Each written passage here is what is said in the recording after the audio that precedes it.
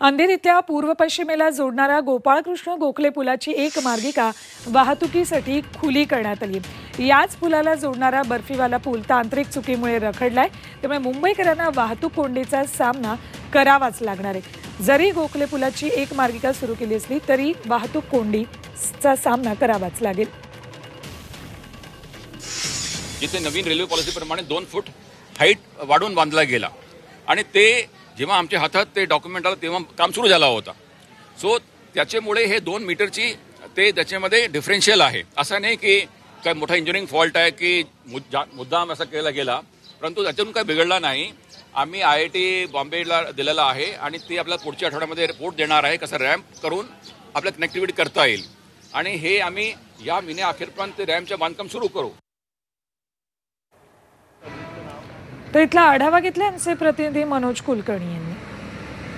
अमृत नोनी ortho plus ये एक प्रूवन फॉर्मूला है। इसमें मौजूद नोनी फल के गुण और आयुर्वेदिक जड़ी बूटियां शरीर को जरूरी पोषक तत्व देने के साथ साथ हड्डियों और जोड़ों के घिसने, उनमें होने वाले सूजन और दर्द को रोकने में मदद करता है। दर्द मुक्त जीवन के लिए अमृत नोनी आर्थो प्लस।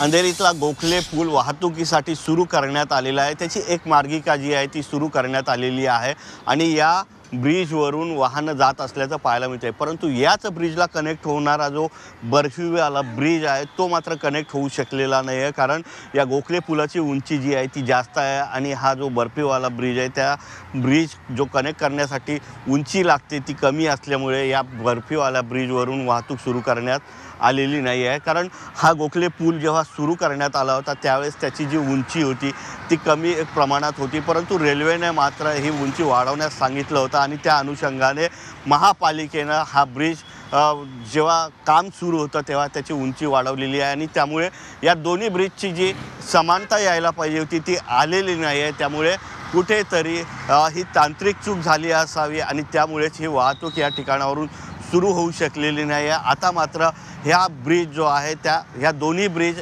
समतल करण्यासाठी अजून वेळ जाणार आहे, त्यामुळे पश्चिम उपनगरातून जो रेल्वेचा ब्रिज आहे तो पार करण्यासाठी अनेक वाहनधारकांना अजूनही प्रतीक्षाच करावी लागणार आहे। Video journalist Nilesh Manoj Kulkarni, G24 तास, मुंबई।